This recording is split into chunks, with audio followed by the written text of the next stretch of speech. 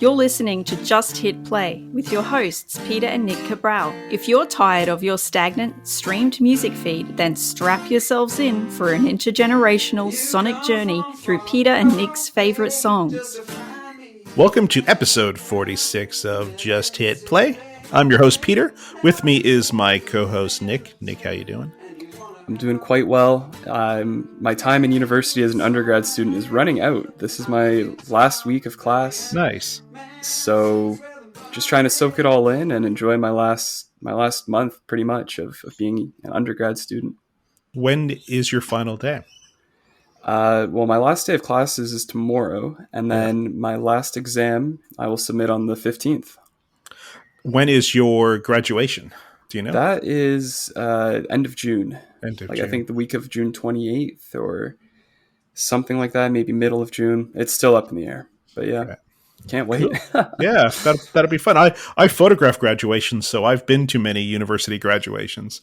I've seen people do a lot of stupid things while accepting their diploma on stage with the chancellor or the vice chancellor. So yeah, don't do anything stupid. That's the only advice I have for you.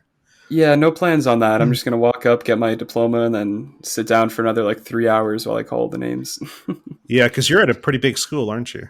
Yeah, I believe they separate the ceremonies by faculties. So yes, I'll be with all the So yeah. that won't be too bad, but still a lot of names to listen to. Yeah, we've had grads go up dancing towards the chancellor as they're accepting their award. One time, this is when you could shake hands, the chancellor went to shake the hand of the graduate and they dabbed instead. Oh, yeah. Okay. And the chancellor looked pissed. So, yeah. Because I photographed the handoff. So when the chancellor hands the tube over to the graduate. So the dabbing one it looked horrible. You could just see the chancellor, just an angry look on his face. So, yeah. I hope it was worth it for the guy who dabbed, the dabber. People laughed, but it was an awkward laugh. It was like, uh-oh. It was one of those an awkward pity laugh almost. We might as well give this guy a laugh. He just embarrassed himself. He just embarrassed himself, yes. Yeah. And with us in our Brisbane studios is our lovely engineer, Darren. Darren, how you doing? I'm doing good. Cool. All right, Nick, you are going first. I'm very curious. I want to know more about the artist. So tell me about your artist. Yeah, sure. So before we get too much into it, I'll just say that this week I had you listen to Hazard Duty Pay by JPEG Mafia. It's off his latest album, which released in December. And I think it's a wild, crazy, ridiculous song that's also just extremely well made. And JPEG Mafia, insanely interesting guy. So we're gonna talk about him a lot. He's a character. But before we do that, Darren, why don't you just hit play on JPEG Mafia? You think you know me?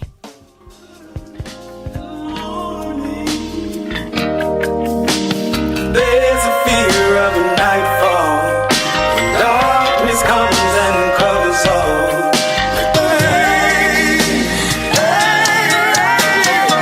Sometimes we feel pain. Sometimes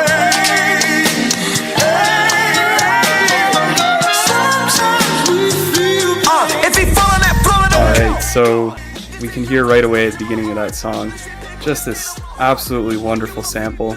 It's from a 1987 song named Ain't No Need to Worry by the Winans and Anita Baker.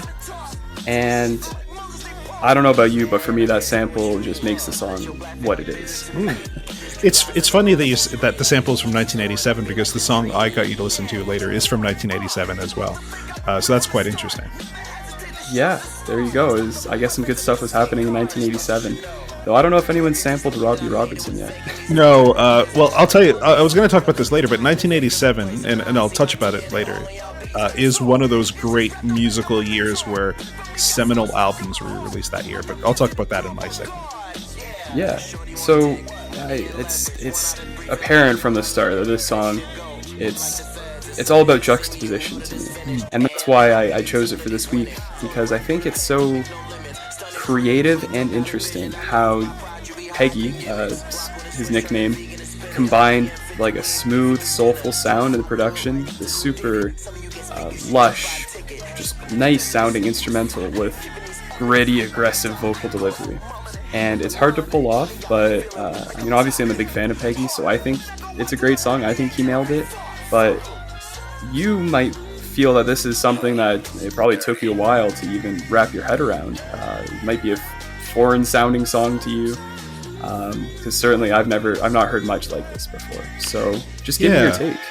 I think you're right there. I did find the difference in styles between the backing track and his rap delivery. I thought that was a little weird. It was a little grating at times. Obviously, the more you listen to it, the more you get used to it and things like that. I was really impressed by his rap delivery because it's so quick, his delivery, that I wasn't sure if that was all done in one take or if that had to be split up, because he raps really fast. Yeah, I'd be interesting to see if he could do that live, because I think that it might have been sped up a little bit. What are your thoughts on that? Yeah, so I've never had the chance to see Peggy live. I actually missed out on 2 of his concerts that I wanted to go to, didn't end up happening, but I've seen a lot of live videos. He's got unreal concerts from the footage I've seen. Yeah. And my guess is he would definitely be able to do this live. I don't think it would be difficult for him to do this live. Yeah. He's just that talented as an artist.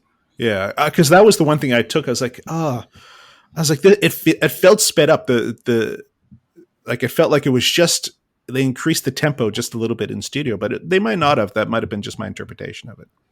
Yeah, but that's also possible as well, because the one constant in JPEG Mafia's music, and it really only is one, because everything he makes is so experimental and different. Yeah. But the one running thread is that he actively aims for his music to not be accessible whatsoever. He wants to go against the grain. He wants to challenge his listeners. He wants to create controversy and have people say, what did I just listen to? Did I even like that? And it's a bold strategy for an artist, for sure. Sure, yeah. And that's why he's fairly underground indie, I'd say, as an artist. But I love it, and I think it sounds great. The other thing that impressed me, and I think we talked about this last week, where for an artist to make money, you have to get people to listen to the first 30 seconds of a song to get into it, and how the hook is so much quicker now, and you get into the song so much quicker. This doesn't fall into that category. It's the first 30 seconds is just the sample, and it's sort of the instrumental bit. So I thought that was quite interesting, how he definitely doesn't go to convention with that, modern convention with that one. All-time convention, this is how music sounded. Sometimes there's long intros, not so much anymore, but yeah, I thought that was quite interesting as well. Yeah, I think with that, the intention of that is sort of warming up the listener for what they're about to hear, because if you just started right when the beat fully kicked in, then it would just be almost impossible to distinguish what's going on. Right. Whereas by letting the sample build in volume, you start throwing in some of the other elements of the beat slowly. It's like a nice way of signaling what's coming, I think. But like you said, perfectly modern mainstream music, they don't do that. And it's always nice to see. I watched the video of it because I love music videos. I found the music video quite interesting because it was set in an urban scene. Then it wasn't. Then it was. Have you seen the video? I have, yeah. Okay, cool. Okay. So, do you know where that was shot? Because I was like, is this Africa? Because it was urban, then it was desert, but then there was like a highway in the background. I'm like, is this some small town in the U.S. that was just like, it's gone now because it looked like there was no one living there? Do you have any idea of what was going on in the video? I don't know. I have no information on where it would have been shot or like any info on the actual production of it. I just thought the video was really cool. I love the retro aesthetic. Yeah, it's a very interesting. So we'll put it in the show notes, a link to the music video, because it covered so many different it was very urban, then it wasn't, and then it was. There was trucks in the background. He looked like he was dressed like a motorcycle mechanic at one point, with his blue jumper. So it's a pretty cool video. I liked it. Yeah, no doubt. Like, definitely worth a watch. Yeah. So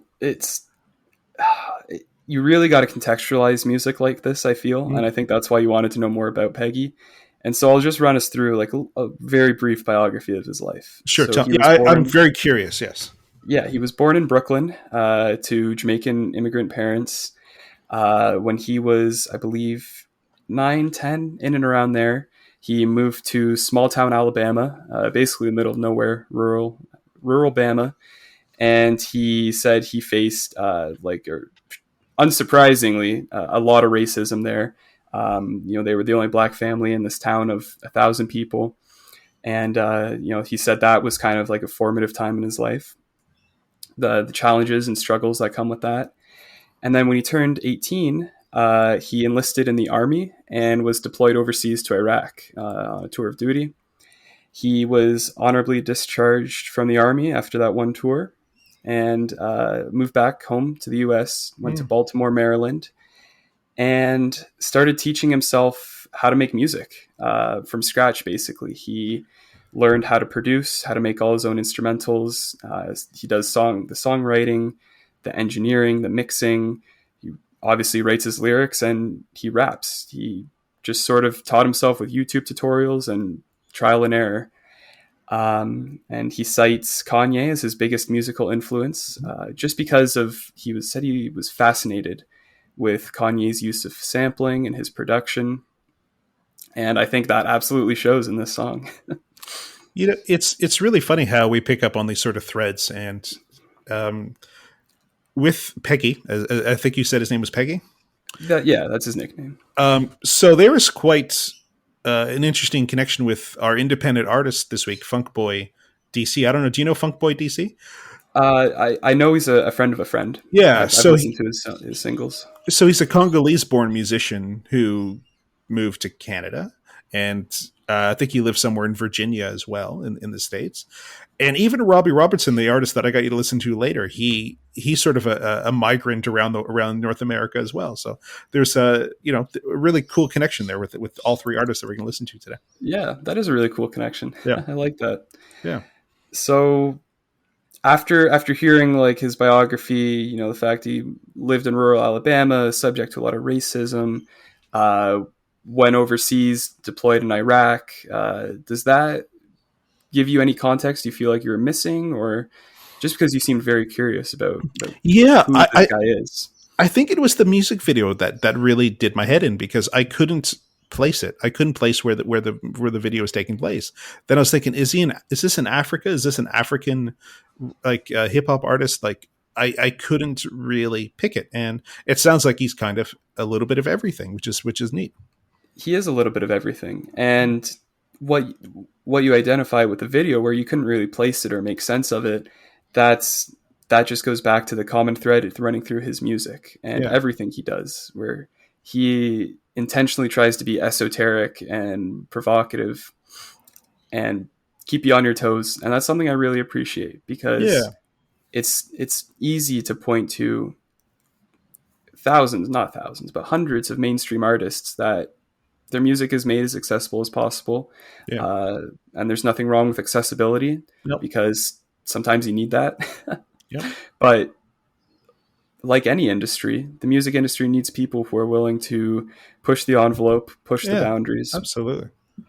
And that's another reason why I picked this song by Peggy for this week, because we're just coming off a little bit of a punk phase on this podcast. And I think there's no doubt in my mind that Peggy is just another example of where the punk movement has led to in modern day. Well, it's needed. I think punk rock is needed more today than ever before. So I'm glad that there's some artists out there that are sort of fighting the norm. Yeah, absolutely.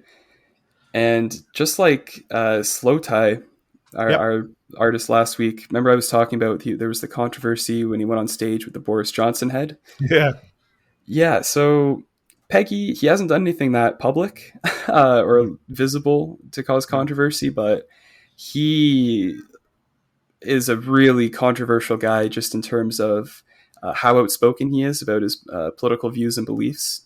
So he's got very strong left-wing views, which he claims were sort of inspired by, again, his time in Alabama and his time in the military, in the U.S. military.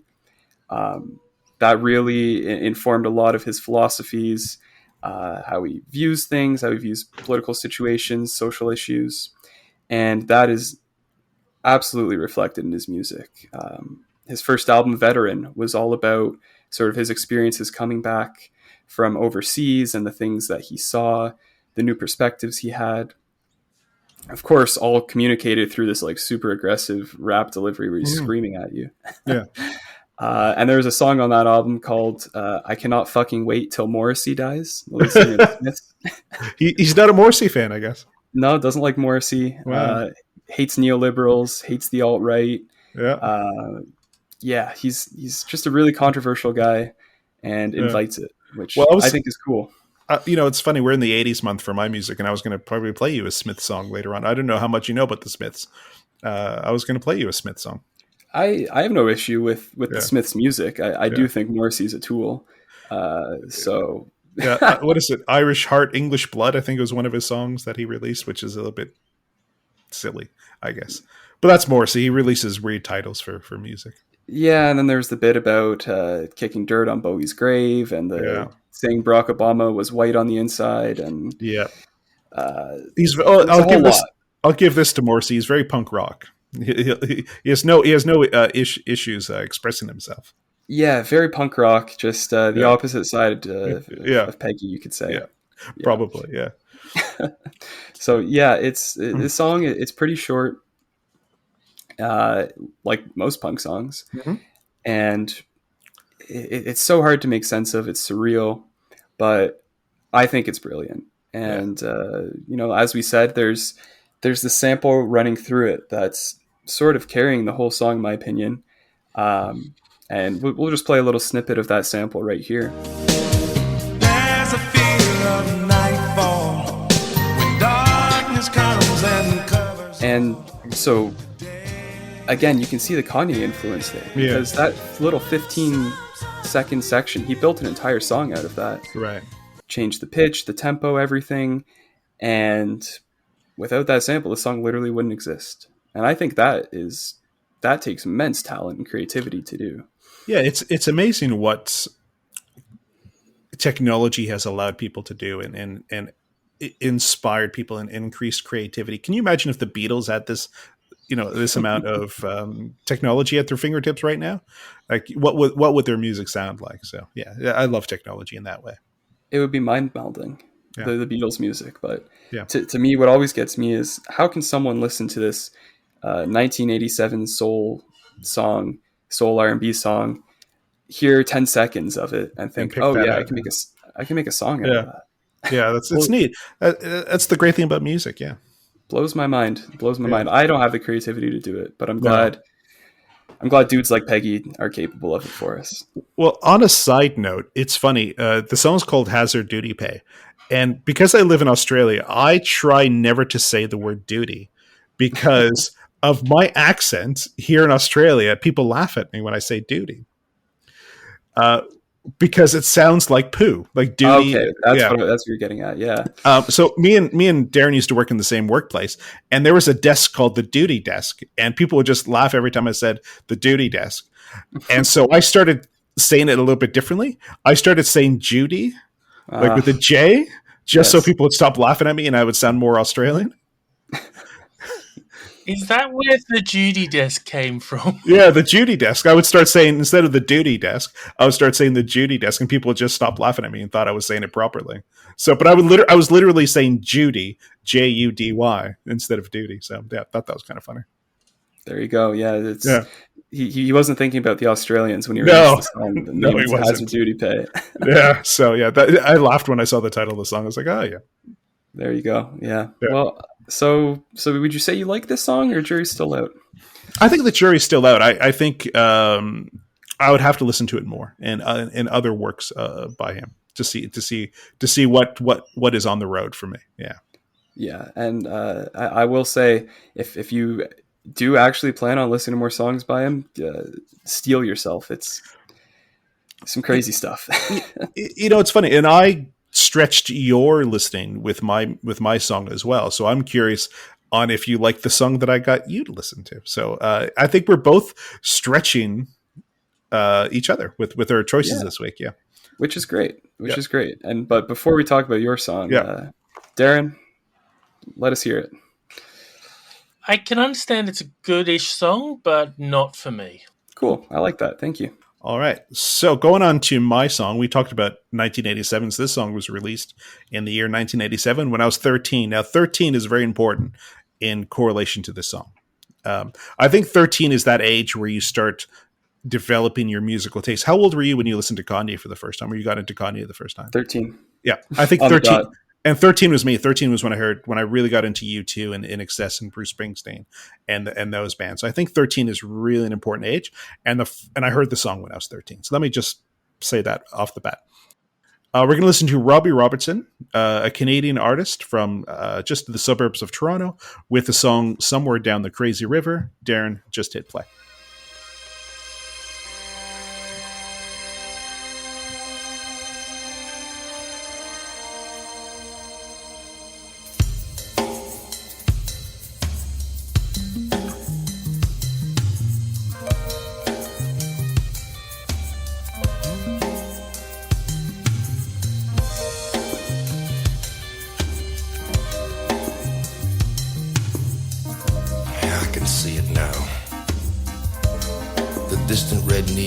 All right, Nick.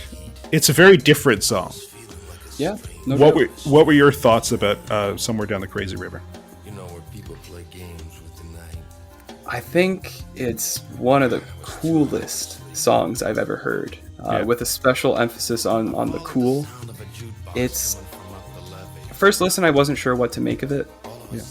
The instrumental's nice. I was meh on his voice. I didn't really think much of it. But I persevered, and I realized that the strength of this song is in the storytelling, in the lyricism.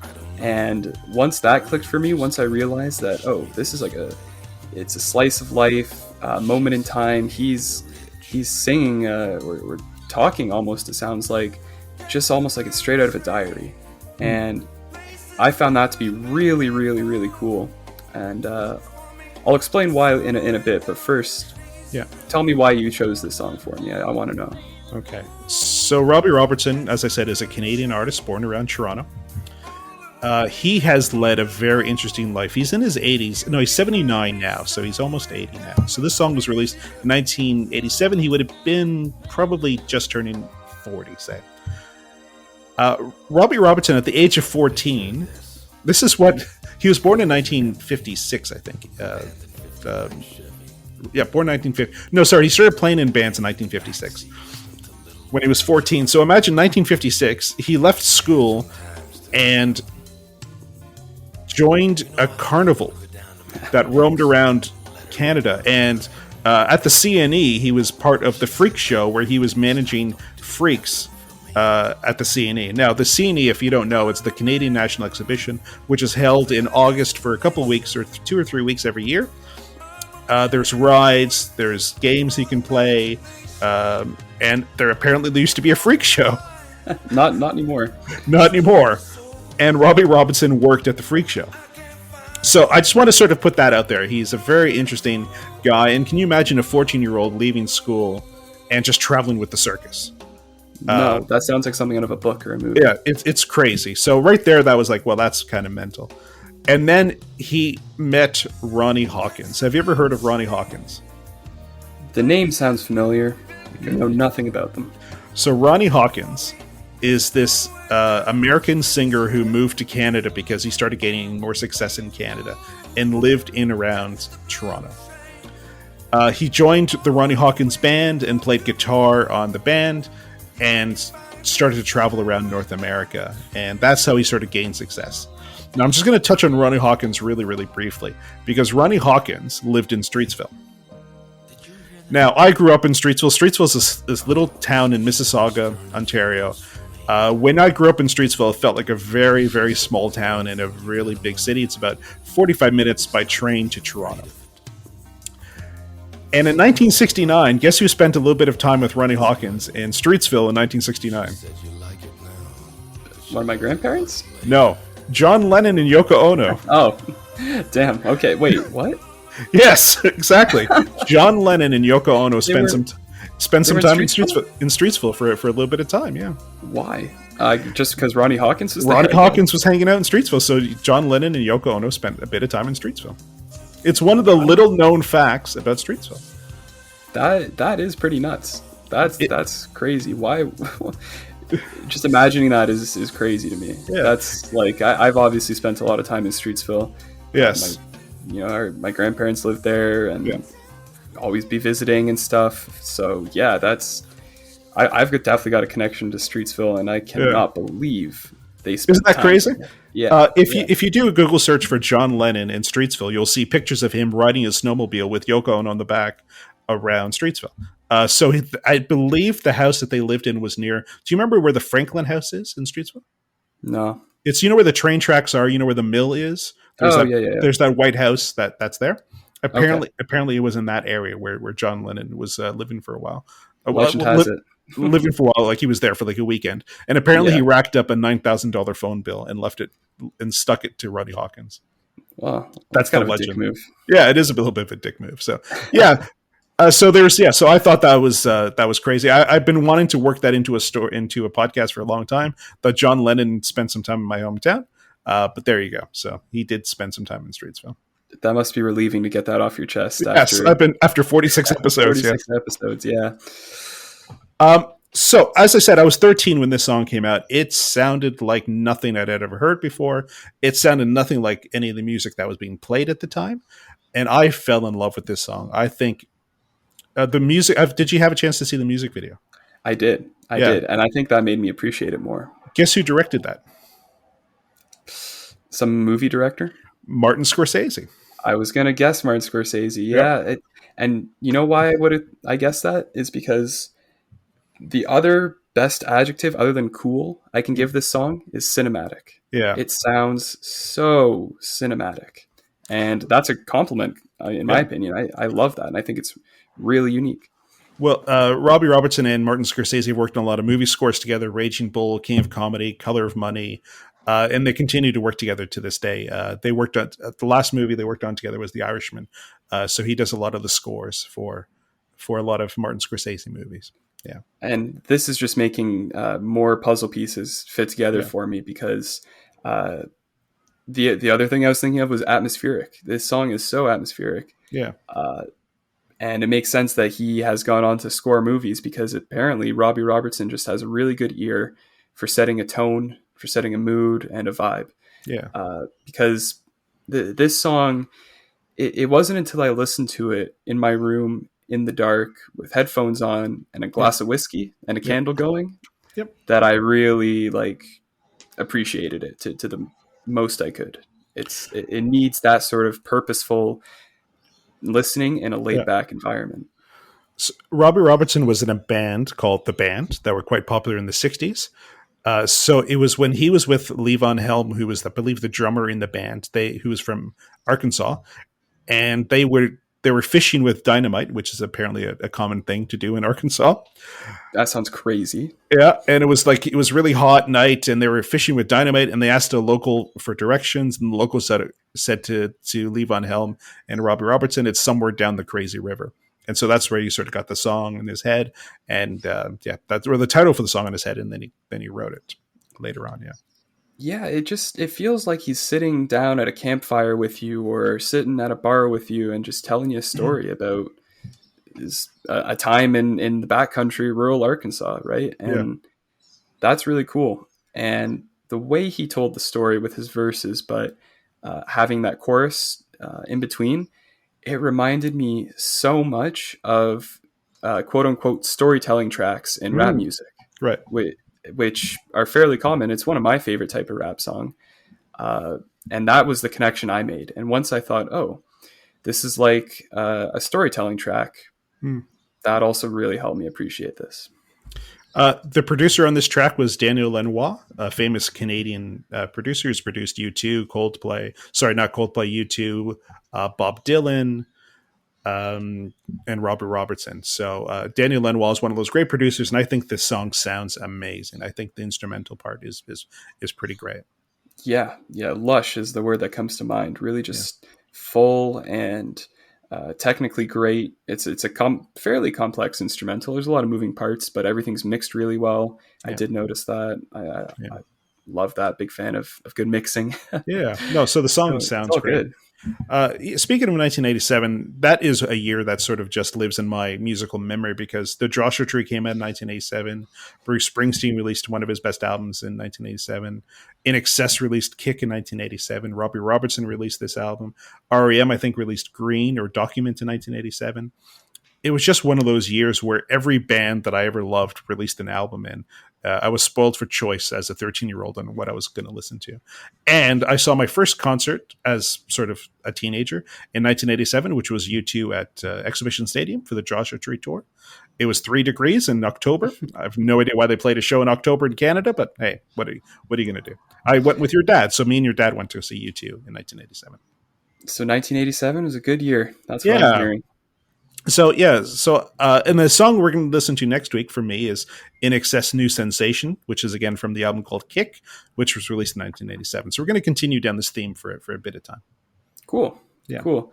And it just hit me actually, like as you were telling me about 1987, it's been bugging me so much what I thought this song sounded like and the comparison I was trying to make.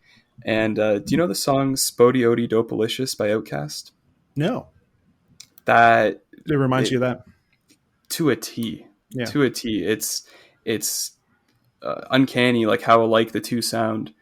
And now that I'm thinking about it, like it was either directly inspired by this song or the butterfly effect led to its creation from this song. Like exact same type of vibe. You should definitely check it out. Spodioti Dopalicious. Yeah, I will. Yeah. It's funny. I played this song for Angie, who had never heard the song before. And she yelled, turn it off, turn it off. She thought it sounded like an old man singing about banging a young chick. So she got totally cringed out by the song and hated it. So I was like, oh, I wonder if Nick will hate it or like it.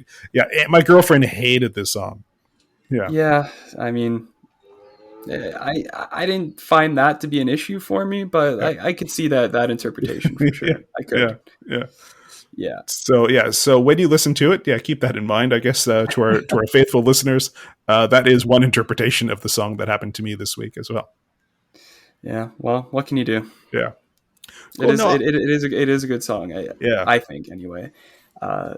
My dad actually called me and he said, "Have you listened to the song?" And I said, "No, I haven't yet." And I was like, "Why?" Like, because he never like asks where he's like, "Have you?" You listened to the song that Uncle Pete gave you? And I was like, no, I haven't got around to it yet. He's like, oh, okay, I won't say anything then. I don't want to give you any bias. So I'm very curious to see now what he would have told me he thought about it. But I'm sure I'll hear soon. This was actually a bit of a hit as well, which is really surprising. This charted really well in England, not so much in Canada. But in the States, it charted a little bit too. This album actually sold really well for Robbie Robertson. But yeah, this song specifically entered the charts in England, which surprised me. It's not a single kind of song, if you know what I mean. No, not at all. Like I said, I think this is a song that needs to be listened to with intent. Yeah, and some care to what you're doing when you listen to it. It's not something I'd really just throw on while I'm doing whatever, while I'm in the shower or something. Like, yeah, it's not something to have on in the background. I think that you're kind of missing the focus of the song, which is the lyricism and the storytelling. Yeah. So I'm surprised it had radio success. Yeah, me too. Because this is, I don't think this is a song I could listen to every day or buy the single of. I think this is a deep cut on an album. No doubt. This could be the outro on an album or something. Absolutely, yeah. No, I love Somewhere Down the Crazy River. I think too, Robbie Robertson is native Canadian. I think there's quite an influence of that to the song as well. Especially, there's other songs on this album called like Broken Arrow. So his native Canadian really comes through in a lot of the songs on this album specifically. That is cool. I like that. I love when artists rep Canada.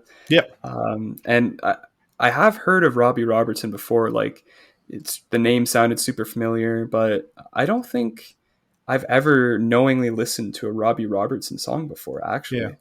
Yeah. Despite him being like a really prominent Canadian artist. So what were some of his other like massive, or not, you know what I mean, big songs that were popular in Canada?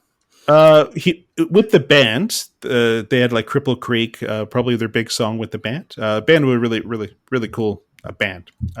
They broke up, I think, 1969, if I'm not mistaken. And they have a music movie, which was the last concert they played, directed by Martin Scorsese, as well. So that is like one of the best known concert movies of all time.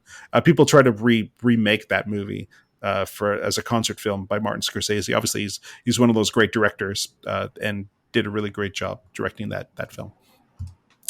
Probably "Broken Arrow" would probably be his best known song from this album, but it's a fantastic album.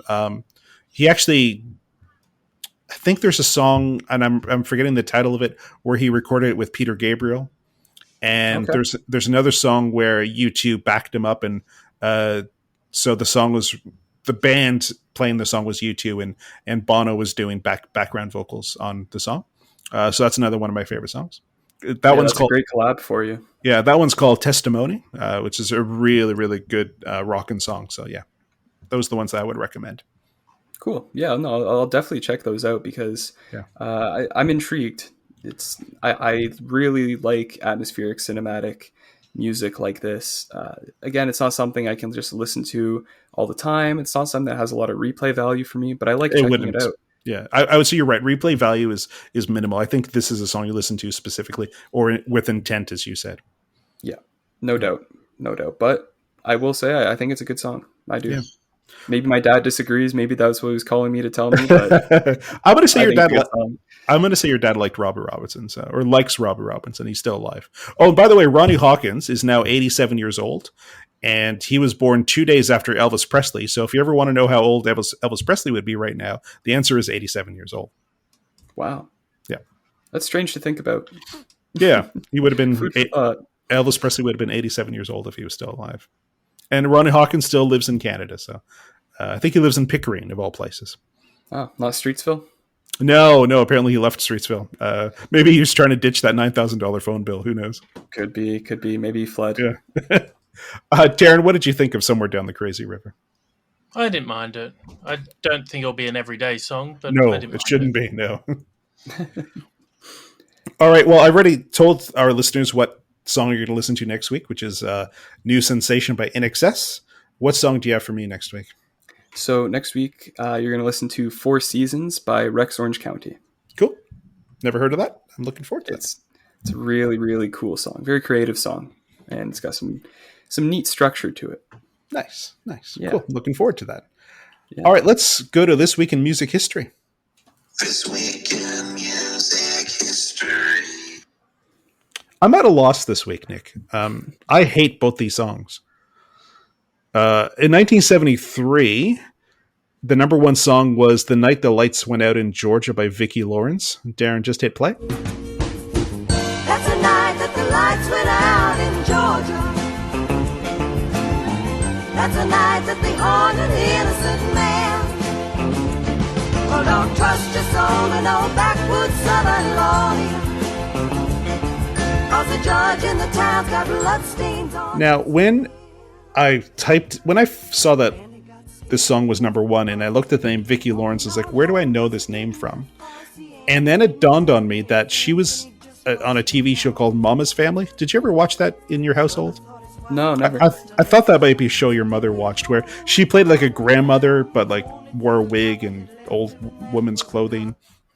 And it's a really terrible show. And she was also on Hannah Montana. I think she played Hannah Montana's grandmother on that show as well. But yeah, I know her as an actress. I had no idea she was a singer. But I'm not a fan of this song. It's not a good song. No. It's paint by the numbers, 1970s affair. Yeah. No, I did not like the song. And then in the year 2000, the number one song is "Maria Maria" by Santana. Darren, do it.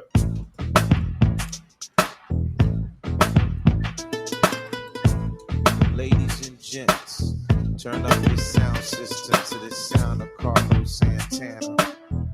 All right. I like that song. I like that song. I got to say it. I hate that song so much. You have to understand, in the year 2000, Santana was huge. This song was everywhere. And I've said this before. I was working in this computer place, and I was doing a lot of warranty returns and minor help desk calls. And the radio station that my boss listened to was 99.9, the Mix FM. I don't know if that's what it's called anymore. But every hour they'd play a Santana song. And it was driving me crazy. And I said to my boss that if he doesn't change the radio station, I'm going to call Amnesty International and claim human rights violations. But then I thought, if I call Amnesty, they're just going to put me on hold and I'll just hear that fucking song again.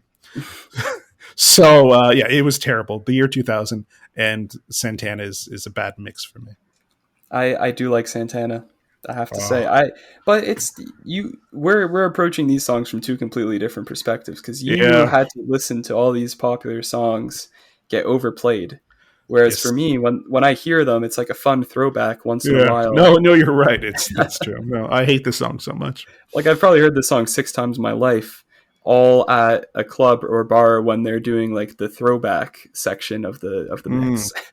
Yeah, and I would probably hear the song 6 times a day around its heyday. So yeah, there you go. Darren, what did you think about Maria? Did you like it when it came out? No, but it was everywhere at the time. So yeah, it was just too much. And Santana, God help him, he made a truckload of money. So the strange thing about Santana, you've heard of the concert Woodstock. Yep. So Santana was the first artist to play Woodstock. So he was the opener. Wow. So think about Woodstock, 1969 to the year 2000, when he released his most popular album. Damn. Yeah. That is pretty crazy. Yeah. So that's the weird thing about Santana, which always blew my mind. I was like, why is this guy popular? He's in his 50s. He hasn't been around since 1970. But yeah, he was. This is a really big album for him. Yeah. Good for Santana. All right. What do you? You told me that you're doing mostly school stuff for the rest of the week. Yes and no. I'm also going out for 2 of my friends' birthdays. They both land this week, so going out Saturday night for that. And coming back in time to watch the Australian Grand Prix. You guys have F1 in your country this weekend? Where's that being raced? Melbourne. Okay. Yeah. So I'm a big F1 fan, so I'm very excited for that. It's at 1 a.m. Because I believe it's like 3 p.m. it starts local time. So that makes sense. Got to stay up late for that one, but it's only fair because Australian F1 fans have to wake up very early for the other races. Well, speaking of Melbourne, I'm going there for a week in July because Manchester United are playing 2 games in Melbourne. That's exciting. So they're playing the Melbourne, the Australian soccer team, which I can't remember their name of it, maybe United or I don't know. I can't remember what their name is. And then they're also playing Crystal Palace in Melbourne. Whoa. And you're seeing both? I haven't bought tickets yet. I'm part of the Manchester United Supporters Club, and they're trying to get us tickets all in one sort of area so we stay as a club. It's a big stadium. It can seat 100,000 people. So I'm guessing I'm going to be able to get tickets, and I'm trying to convince Darren to come, but he doesn't want to go to the cold in Melbourne. Do you, Darren? Not Melbourne in winter, no. Yeah. Melbourne in winter would be like Vancouver in winter, I'm guessing. Rainy, cold. It'll change every 10 minutes to something different. So that'll be Melbourne in the wintertime. You'll be fine, Darren. Yeah. Strap on a windbreaker. As the Australians say, Darren, cup of concrete. There you go. Well, and speaking of soccer, I'm stressing for the Manchester City Liverpool game Sunday. Is that this week? That's this Sunday. So from now until then, it's currently Thursday. I'm just a ball of anxiety for that game. Yeah, that could be your season. Yeah, it will be the season. Yeah. All so right. wish us luck. Yeah. It's funny. You hope both teams lose, actually, don't you?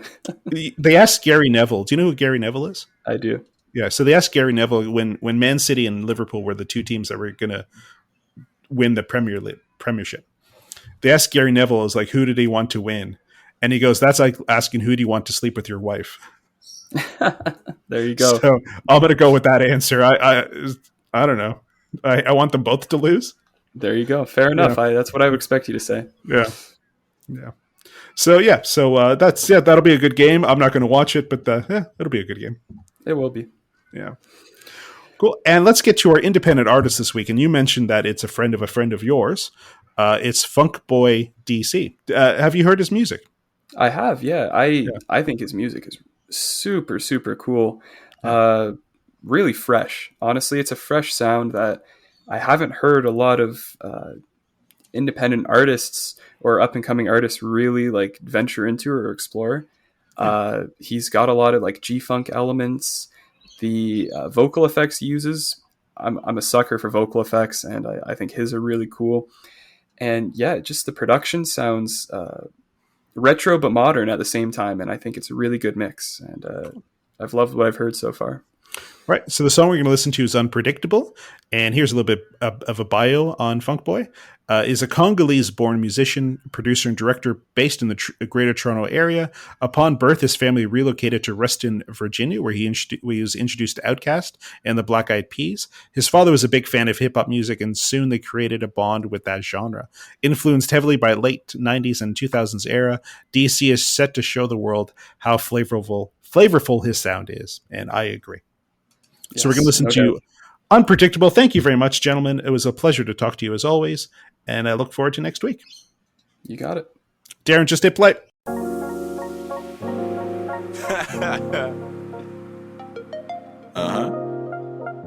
right, then check it out.